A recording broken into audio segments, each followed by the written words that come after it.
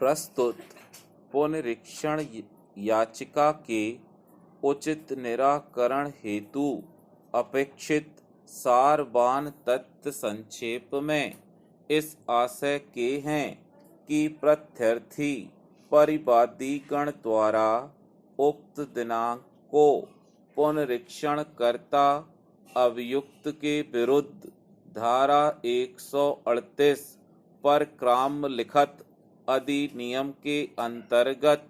परिवाद पत्र प्रस्तुत किया गया, जो आदेश उक्त दिनांक के अनुसार पंजीबद्ध होकर प्रकरण में उक्त दिनांक को धारा 138 पर क्रम लिखित अधिनियम के अंतर्गत दंडनीय अपराध से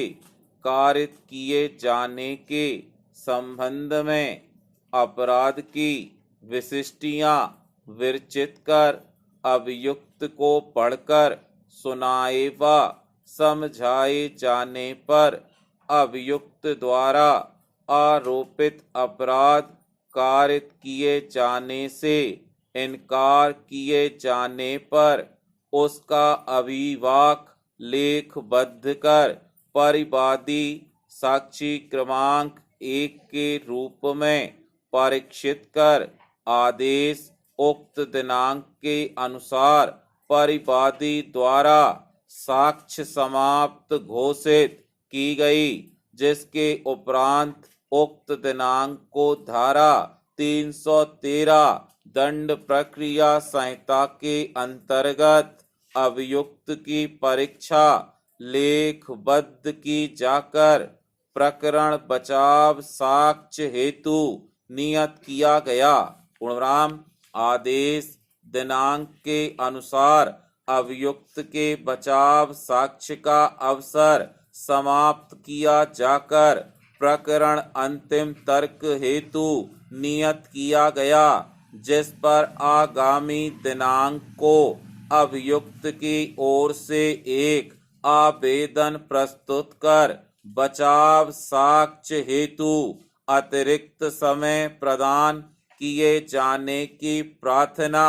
की गई। पूर्णविराम प्रश्नगत आदेश दिनांक के अनुसार उक्त आवेदन को निरस्त किए जाने से व्यथित होकर वर्तमान पुनरीक्षण याचिका प्रस्तुत की गई है। पूर्णविराम पहचेन आज इस संसार में जल की उपयोगिता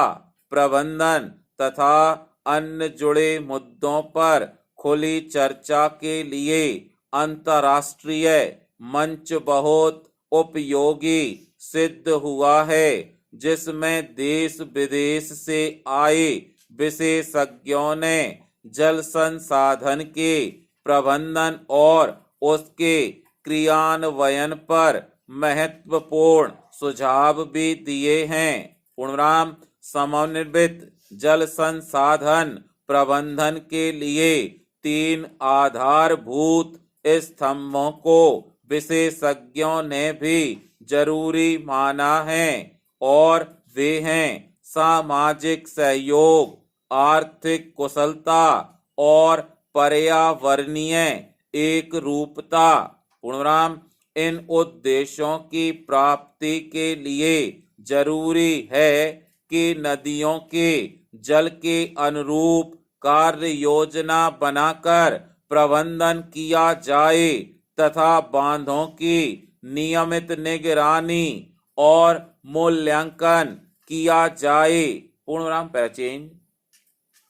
आगामी दिनांक को अभियुक्त की ओर से एक आवेदन प्रस्तुत कर बचाव साक्ष्य प्रस्तुत किए जाने की अनुमति प्रदान किए जाने की प्रार्थना आवेदन के साथ उपचार संबंधी पर्चों की छाया प्रति संलग्न कर दी गई। पूर्णविराम प्रश्नगत आदेश दिनांक के अनुसार उक्त आवेदन को विचारण न्यायालय द्वारा निरस्त किया गया है। पूर्णविराम उक्त आवेदन में मूलतः इस आशय का लेख किया गया है कि अभियुक्त विगत वर्ष महामारी से गंभीर रूप से पीड़ित हो गया था तथा उपचार के उपरांत से ही लगातार कई बीमारियों से ग्रसित होकर न्यायालय के समक्ष उपस्थित होकर बचाव साक्ष्य प्रस्तुत करने में पूर्ण रूप से असमर्थ था, जिसके कारण वह न्यायालय में उपस्थित होकर बचाव साक्ष्य प्रस्तुत नहीं कर सका। पूर्णविराम। अतः आवेदक को एक और मौका दिया जावे, नहीं तो वह न्याय से वंचित हो जाएगा। पूर्णविराम। स्टॉप।